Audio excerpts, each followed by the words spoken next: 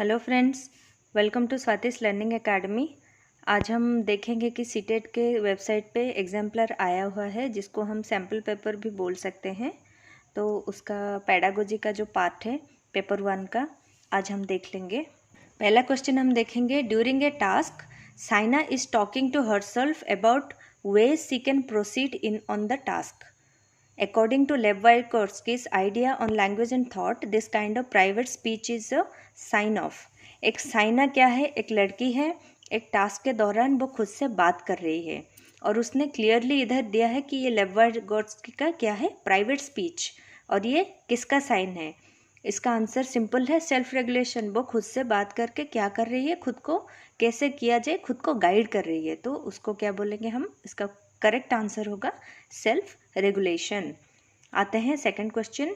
A child argues that no person should steal a drug from a chemist shop even if it is to save a human life because he or she will be caught and sent to jail if she does do.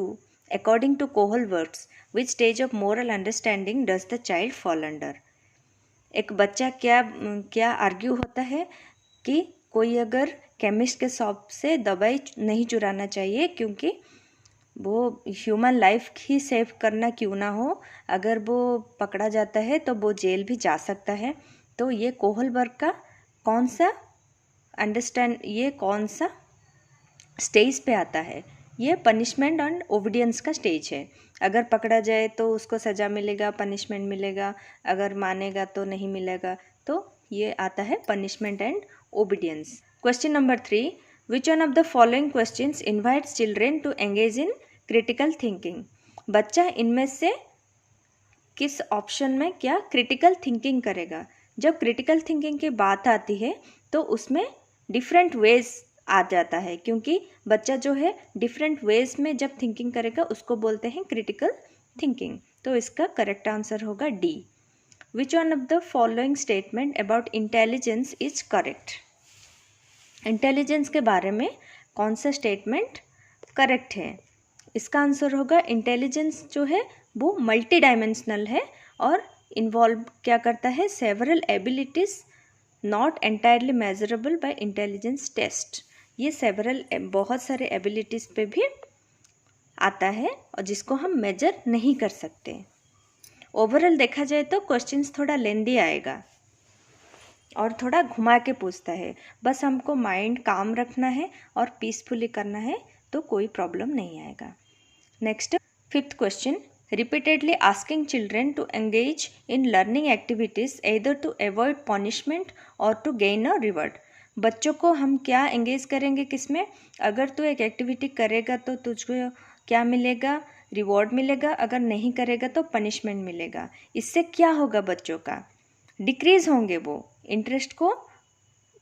Interest बढ़ेगा नहीं, वो decrease होगा। Decrease children's natural interest and curiosity involve in learning. जो learning में उनका interest है और जो क्यूरियोसिटी है और उनका जो नेचुरल इंटरेस्ट है वो डिक्रीज हो जाएगा। Next, sixth question, the teacher was observing Vinod, he was engage in making a model. जो विनोद जो है वो क्या कर रहा है? एक मॉडल बना रहा है। The model was a replica of the city of Mirzapur and Vinod had built a model monorail transport system with plaster of Paris।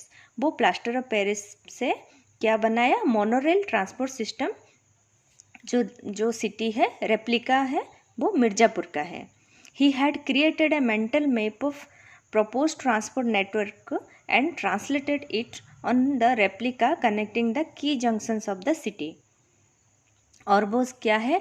वो सिटी का जंक्शन जो है उसको कनेक्ट कर देता है एक रेप्लिका बना के। Vinod presents as an example of which of the following types of intelligence. Vinod हमको किस टाइप का इंटेलिजेंस रिप्रेजेंट किया?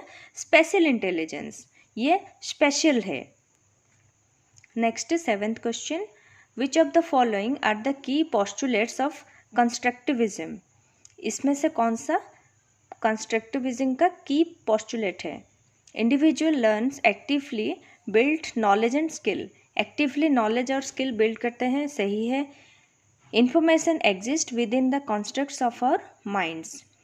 इन्फॉर्मेशन कहाँ पे रहता है? हमारा माइंड में। माइंड हमारा कंस्ट्रक्ट करता है। Behaviour of the learner must be reinforced to ensure learning. बच्चों लर्नर का बिहेवियर सिर्फ एनफोर्स करना चाहिए लर्निंग पे, रीइंफोर्स करना चाहिए नहीं, ओनली लर्निंग पे फोकस नहीं करना है। Learning is a socially mediated process, ये सही है। तो इसका करेक्ट आंसर क्या क्या है? 1, 2 एंड 4, तो होगा ऑप्शन नंबर डी। ये हो गया पेपर 1 का। नेक्स्ट वीडियो में हम डिस्कशन करेंगे पेपर 2 का। So don't forget to like, share and subscribe my channel. Thank you.